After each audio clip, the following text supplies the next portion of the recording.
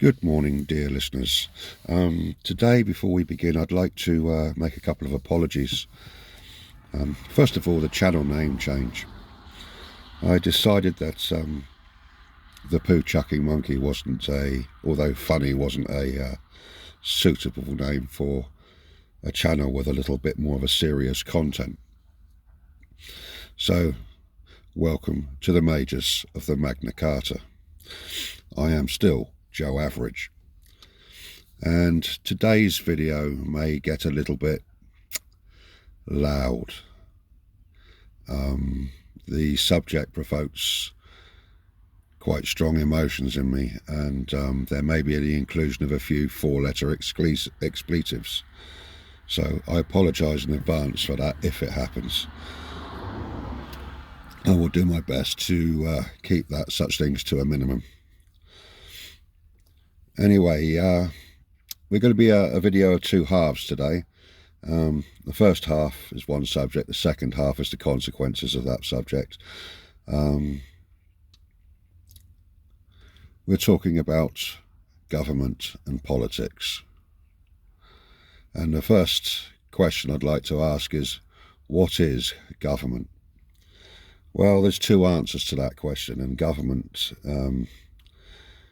it depends on who you're asking, but government is a means of managing and controlling a select population according to a political boundary on a map.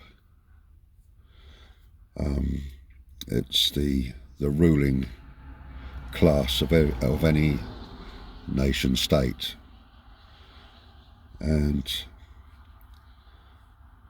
there's several different types of government we can have, which we will talk about a little later. But another question is, why is government there? And again, there is two answers to that. Again, depending on who you ask. But government is there to administer to the running of a nation state.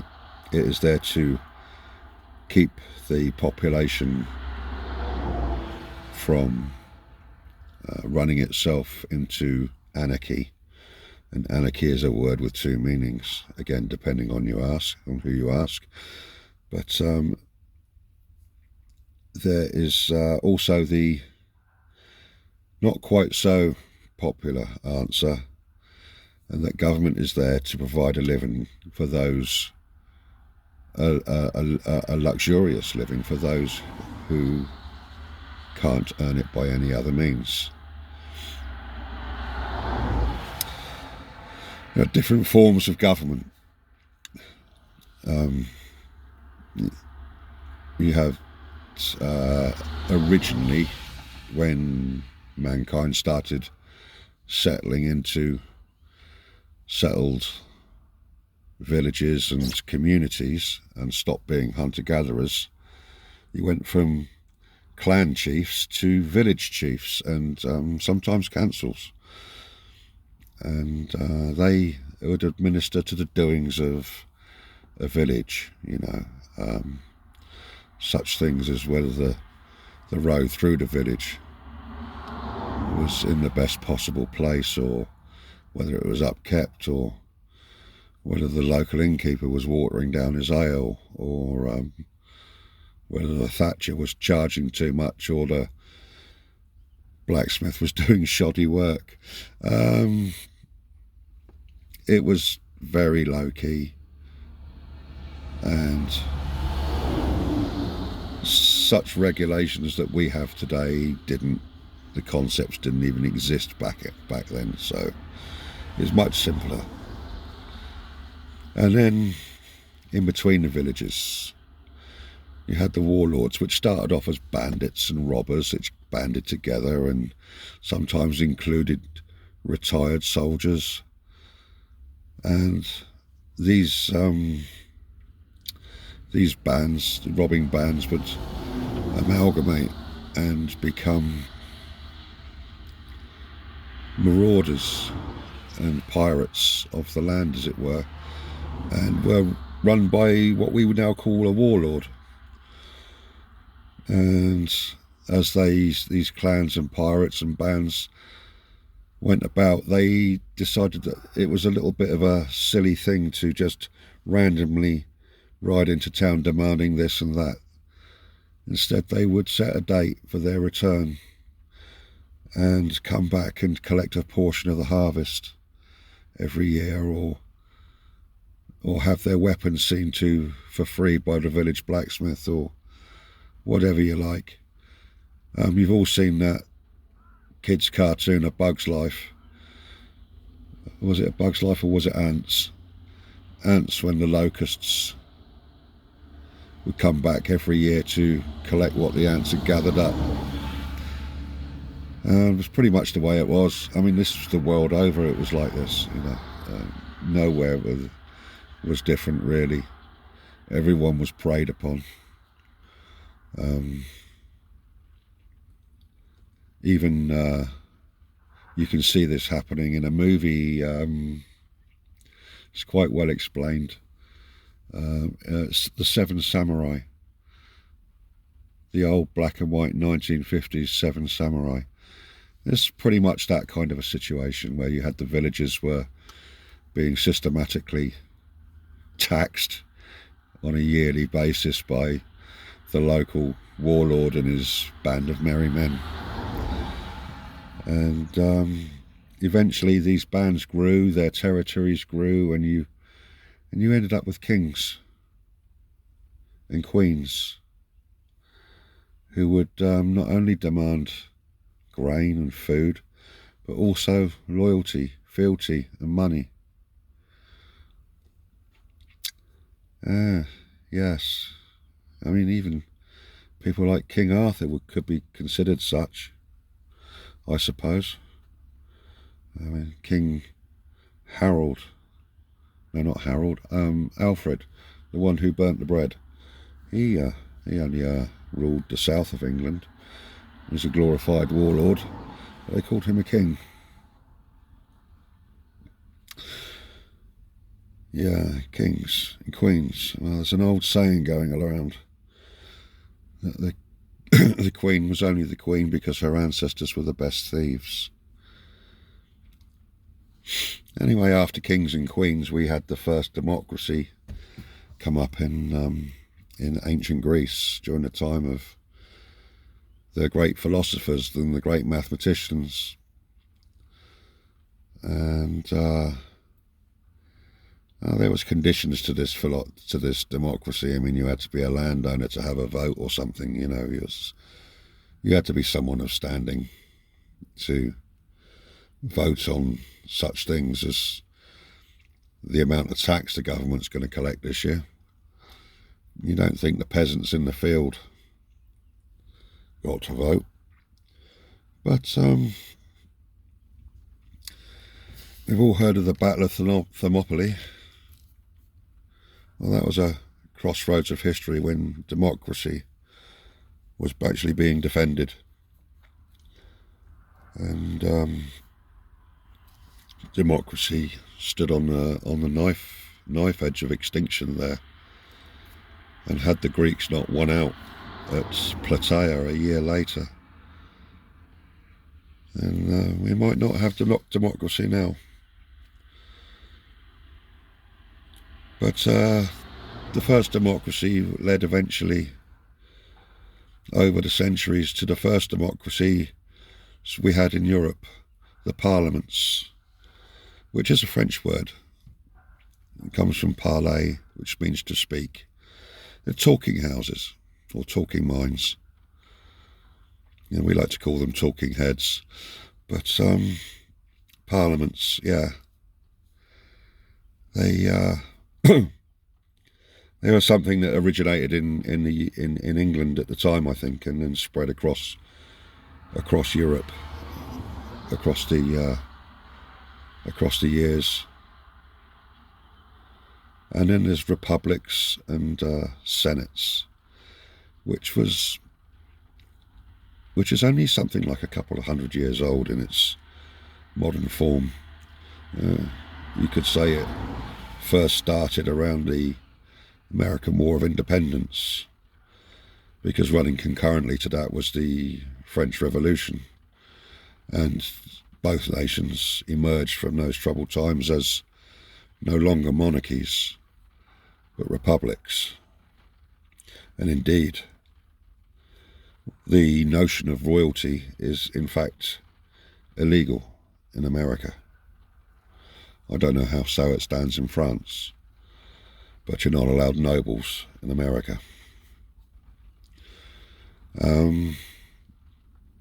They instead elect their kings, and I say kings in inverted commas because they call them presidents.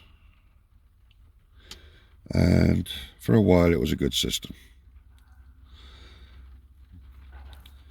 And then underneath the president you have the House of the Senate and the House of Congress, pretty much like we have the House of Lords and the House and the House of Commons in Parliament today.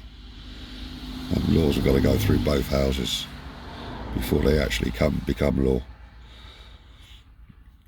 We don't have this executive order system that the American presidents have, where they can just write a law if they feel the need to and bypass Congress and bypass the Senate.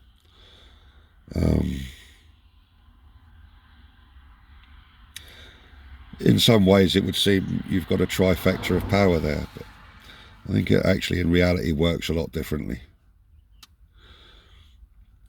And then we have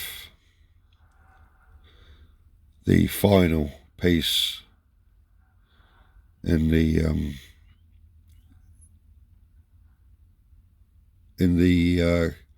government structure.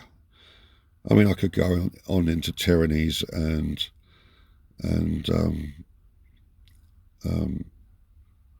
what do they call it? The regimes that you see in some places around the world,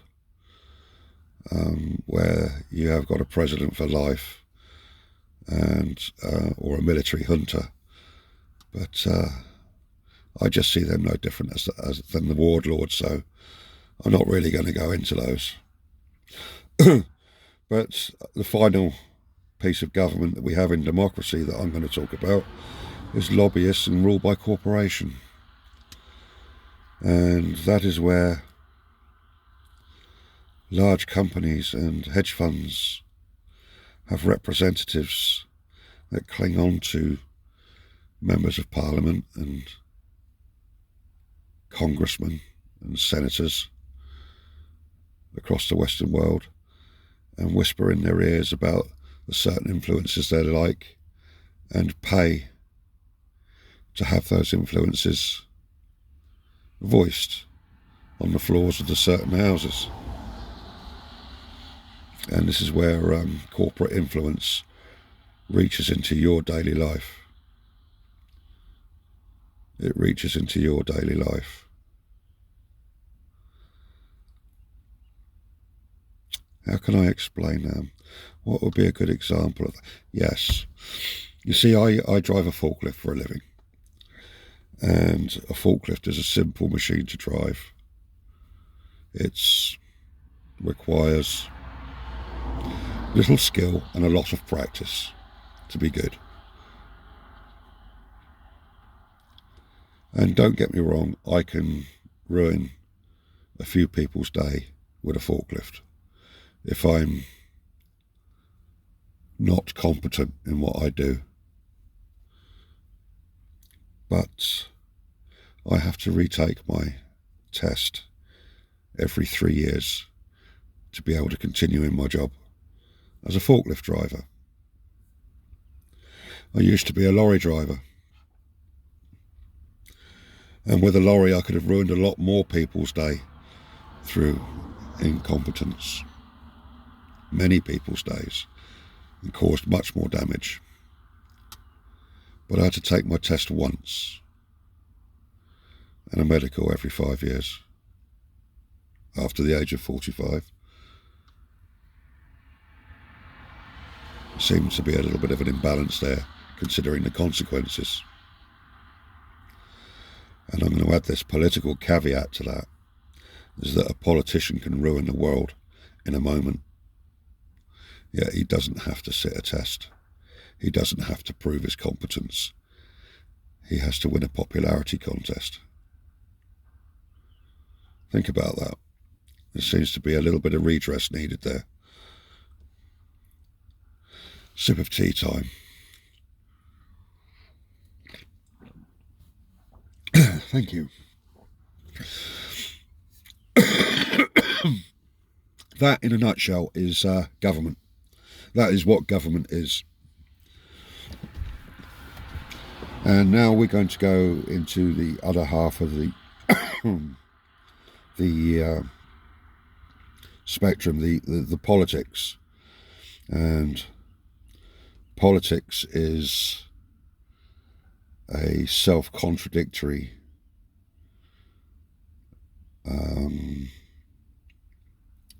way of doing things. It covers all manner of sins. This word politics. It can be done in reference to the office or any kind of team or organisation can have politics internally. But politics we're talking about today, this is the ones that affect our daily lives. This is the one we see on the 10 o'clock news. And I think it is an evil that must be wiped from the face of the earth and the minds of men forever. But that's just me. I don't know what you think. But this is something I think we need to be rid of. I think we're beyond it now. I think it's served its purpose and it needs to be replaced. But it is an argument on how we're going to do things, and there are no holds barred in this argument. Lying, cheating, conniving, it's all allowed. It's all spin, gaslighting, whatever term you want to put on it. It is all allowed in the world of politics. In other words, nothing is ever as it seems. And you don't know whether you're being told the truth or you're being told a lie. And to top it off, if a politician told me it was raining, I'd walk outside and check. That's the way I feel about it. And this reaches into your home, reaches into your life, and it controls you. It tells you what you can do, when you can do it, and how you can do it. And I don't think that is at all right. There is no virtue to politics. None. Not by anything or any code of conduct we're taught as children by our parents. Anyway, that's my little rant on the subject over. We're going to go into what we call the political cross now. And the political cross is the full spectrum of politics that we're subject to. And this, like all other aspects of government, is a closed club. The members are the members, and new systems and new ideas are very, very rarely allowed through the door. But we're going to start on the left-hand side of the political cross, and that is communism and socialism. And this was something that was first codified by one Karl Marx back in the 19th century, hence the term Marxism. But on paper, you can't argue with the tenets of communism. It's all very fuzzy, it's all very fluffy, and it all seems very fair. That we all put into a big pot and take what we need out of it. And nobody gets rich, we're all the same. And on the face of it, I would agree with that, because we are all the same. I don't care who you are, your shit still stinks like everybody else. Yeah, and your bum hole still points downwards. Standing on your head won't cure that. And I'm sorry for being crude, but those are just basic facts, that everybody is all the same. We're all born with one head, two arms, two legs, and a body. And no one of us is superior to the other. And the superiority may come on in later in life when it comes to skills, but only in that field.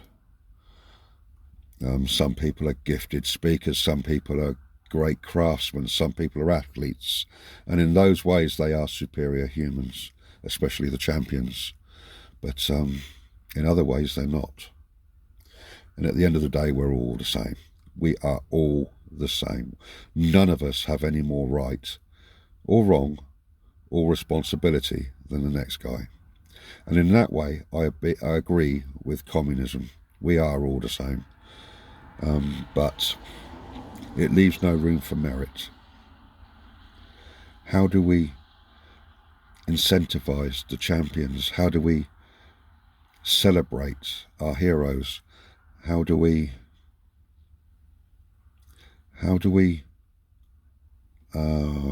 I put this? How do we make life worth living if you can't crawl out of the mud?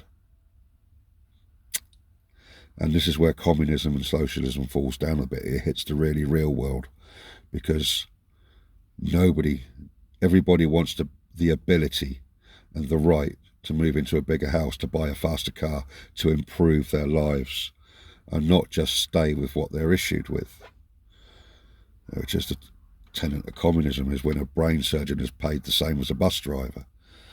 But how do we incentivize? Oh, I know, we'll legislate. You are going to be a bus driver, or you are going to be a brain surgeon. I don't think it works like that.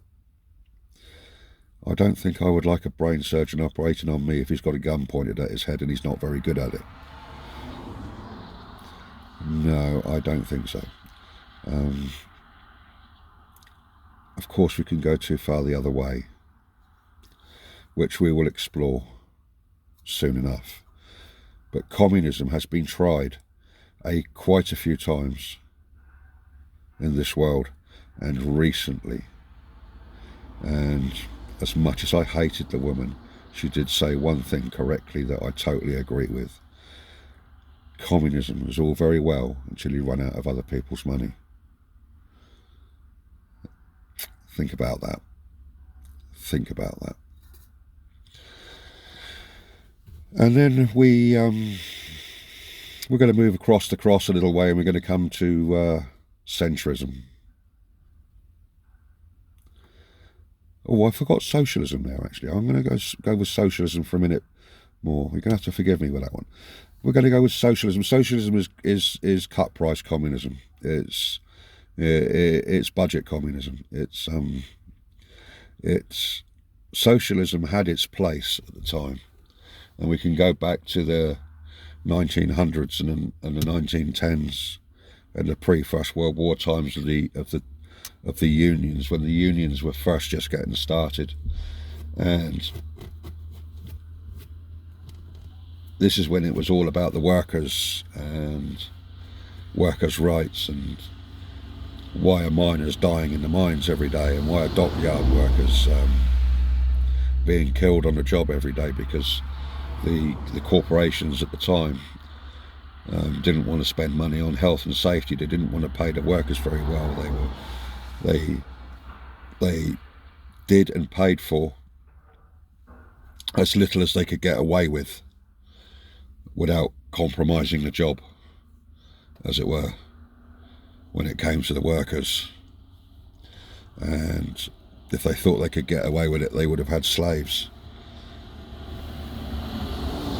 But they couldn't, so they didn't. And we had things like the Jarrow marches in the 1920s, and when all the workers and the general strikes and all the workers just across the country just put their tools down and said no more.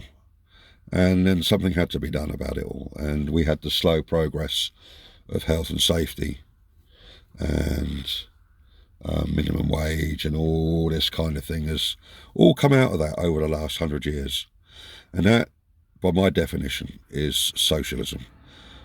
And there's not a lot wrong with that, but it has taken on some crazy concepts. And we can argue all day over the concept of nationalisation. And there's some cases where I would argue for nationalisation over what we have now, over the corporate rule that we have now.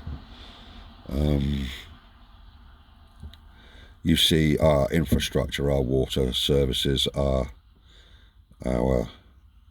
electricity grid, our gas pipelines, our railways, and soon to be our roads, are all owned privately, and people make profit out of doing nothing, just chucking money at it now and again.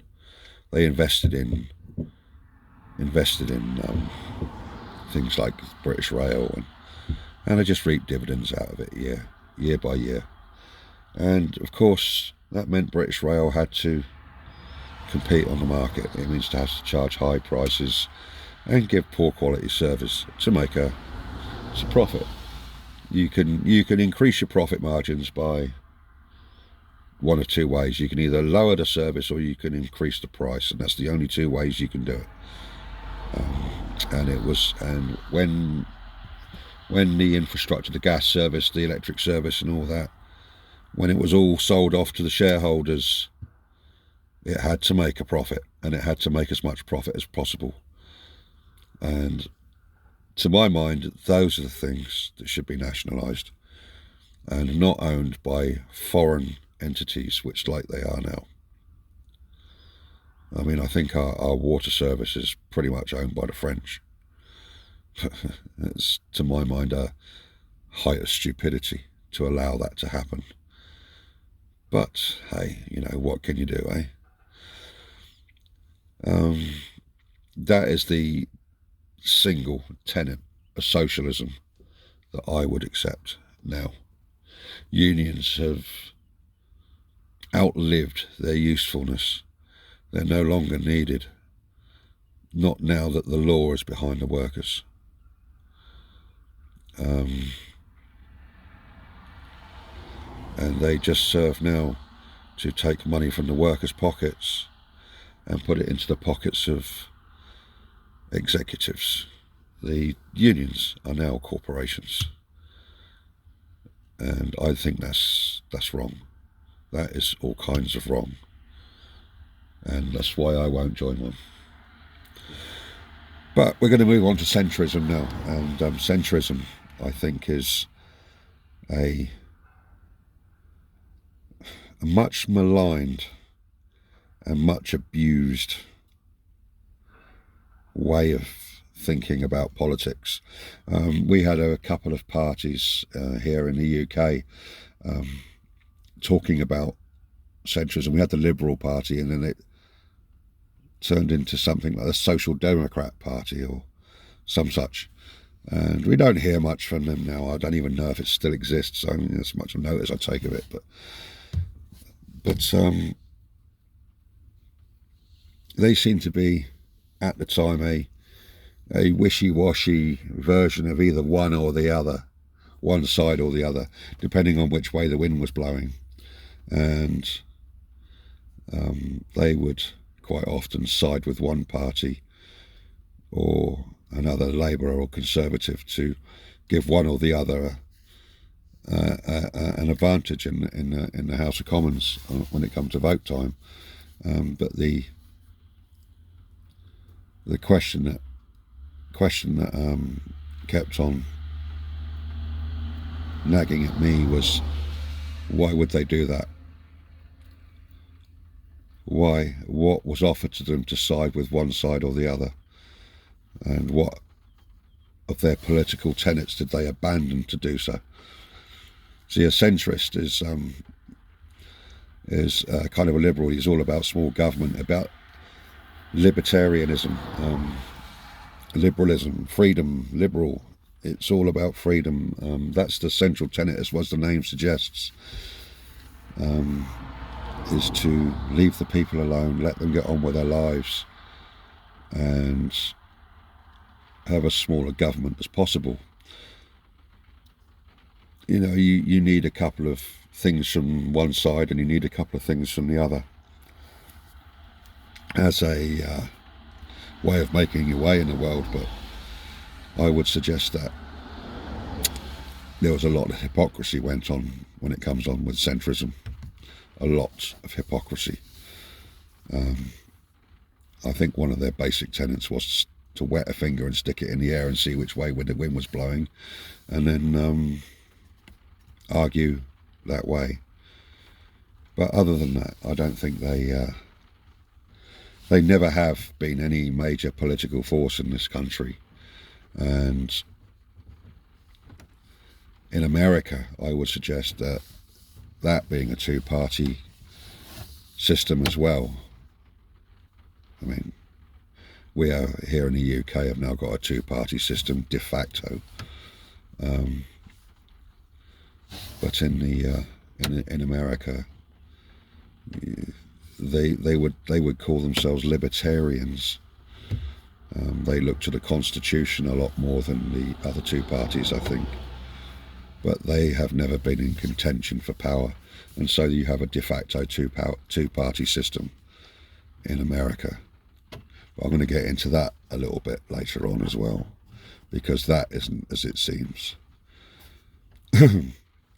Next we have conservatism, and when you say conservatism, it's with a small c. It doesn't mean a conservative party.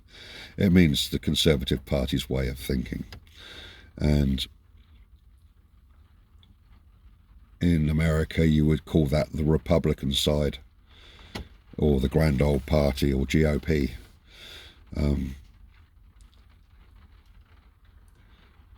Conservatism promotes, but does not enforce, but it promotes capitalism. There are even certain tenets of socialism that conservatism will take on, like the collecting of taxes, for one thing. Conservatism is all about deregulation of business, the preservation of traditional institutions and ideals, which is not a bad thing. In most cases it's not a bad thing, and it's all about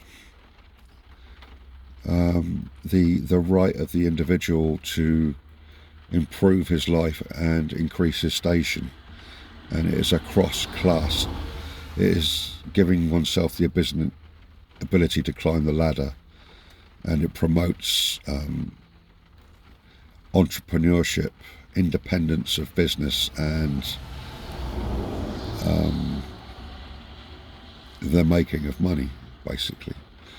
And it is the Blue Party here in the UK. It's kind of the opposite to what the Americans is, because their Conservative Party is the Red Party, but I don't know why they went that way. But anyway, they drive on the wrong side of the road anyway. So it's no surprise they're going to use the wrong flags. There you go, provocation towards the Americans there. Sorry guys. Yeah, conservatism, it's a very, very, when you think about conservatism, you think about bowler hats, briefcases and pinstripe suits. It's just a stereotypical way of thinking about it. And yeah, it's certain doctrines and certain tenets that I accept out of that, but not all. And not all. The most hated Prime Minister we had here was a Conservative Prime Minister, and that was Mrs. Margaret Thatcher. And I have my own reasons for not liking that woman, because I have my own experiences to share under her rule. I don't believe that she was a very nice person at all, and didn't have the people's interests at heart. But that's just me, and that's getting a little bit personal for the purposes of this video. I can't speak ill of the dead really, but anyway. When it comes to conservatism, we should think of the easing of regulation when it comes to business. And then we come to a little bit further out on the right hand side, nationalism and patriotism, which have been embraced by both sides of the political cross. Being proud of one's country is not a bad thing. Is or at least it wasn't. It seems to be quite vilified these days. But again, I have my own reasons for being proud of my country, and I will always be a patriot. Not to the King or the Queen, nor the government, but to the land and the people. That's who I would fight for, the land and the people, because that is the country. And now we come to one of those paradoxes in politics, because the political cross doesn't span on a straight line. It's like the world, it goes round in a circle. In other words, you can circle right round the back and come out where you started in a never-ending circuit of political nonsense. We have Nazism.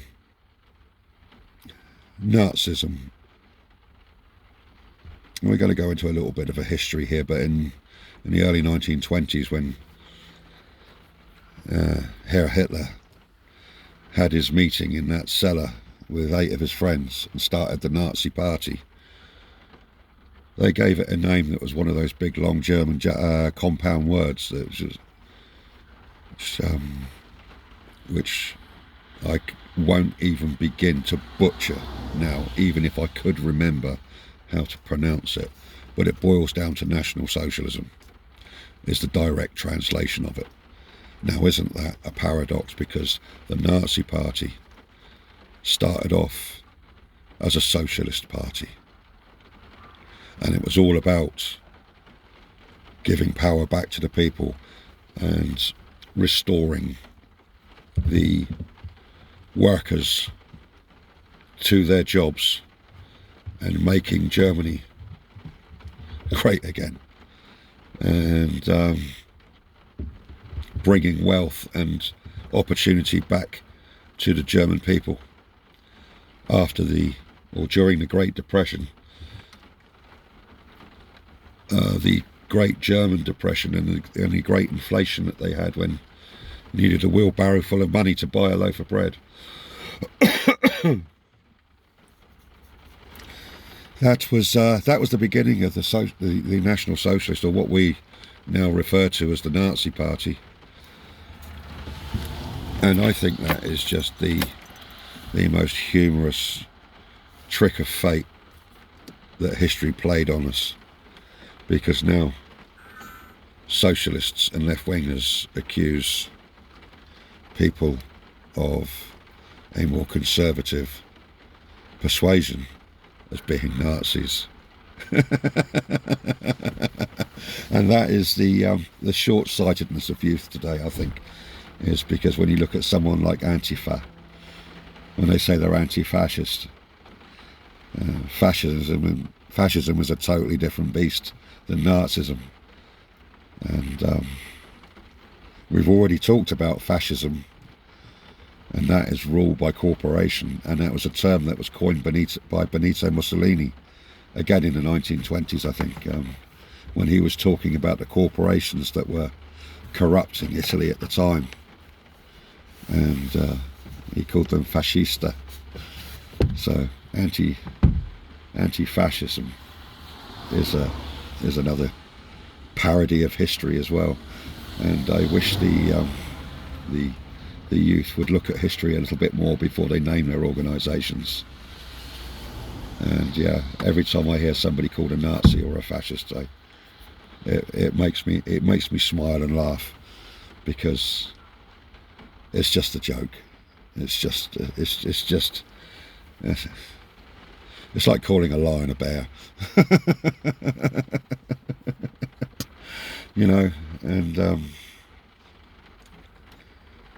anyway, I'm going to wrap this little talk up now with my own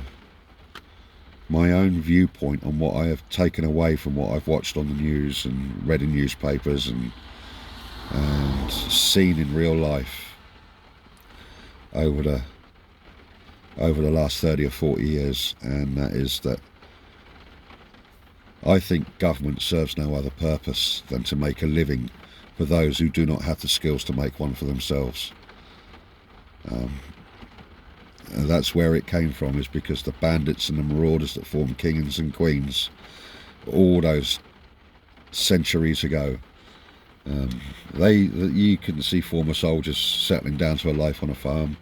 They do nowadays, but I mean, these guys had no education or training. They couldn't fend for themselves in the really real world. They had to pillage off of other people just to eat, because they never even learned to hunt. And we have the same problem today. I mean, can you imagine Boris Johnson changing the oil on his Bentley? Can you imagine Liz Truss trying to change the fuse in the fridge? Can you imagine Rishi Sunak trying to wield a blacksmith's hammer or a carpenter's saw, or who else can I think of? Nancy Pelosi. Can you imagine her driving a forklift truck? Or Joe Biden actually having to do something for himself, actually having to wipe his own ass? I don't think the bloke could find it with both hands and a flashlight. These people are useless. They are useless. They can't even visit the grocery store without knowing what's going on. Bush-proof that. So they gotta make a living from you. I mean, don't get me wrong. When they were younger, they could have learned all this. They could have gone to instead of going to Harvard to study political science, they could have studied home economics. You know, I mean, they can learn to make a living, but they never did because they're too bloody lazy. They don't want to. They want the life of luxury, but they don't want to put the hours and the hard work in for it. Because they know under their rules, if they have to work for it, they're never going to get it. And that's the way this world works. You will never make money wearing a boiler suit to work. If you want to make money, you've got to wear a Savile Row suit to work. That's a sad fact of life today. You've got to be in the big club to make it, and most of us ain't. And I'm going to ask you a question now, and you've got to think very carefully about this, because when you go to the polling booth and you vote for a change of government, say the Conservatives are in power and you want a Labour government, well and good, I'm not going to argue with you on the case, I don't care. But do you really expect to see any kind of change if your party wins? Is the tax rate suddenly going to lower? Is the energy crisis suddenly going to stop? Is Russia suddenly going to pull out of the Ukraine? Is America going to start pulling its weight around the world rather than pulling weight towards it around the world? You know, it doesn't matter who you vote for. You've got to realise you've got two puppets on stage here, one painted red and one painted blue. And you pull the curtain back and you've got one bloke stood there with his hand up both puppets' asses. And that is the way it is.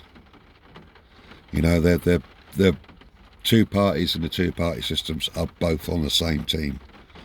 They're both trying to do the same thing. And you can vote for whichever one you want. It doesn't matter.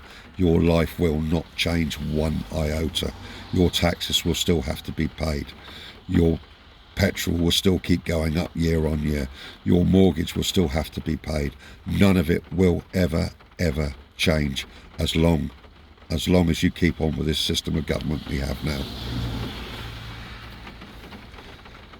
And I could say quite a few things regarding what I believe to be true here, but I believe that we need to change our system of government. I think we need to ditch this political cross. We need to ditch communism. We need to ditch capitalism. We need to ditch the argument between the two. That's all got to go.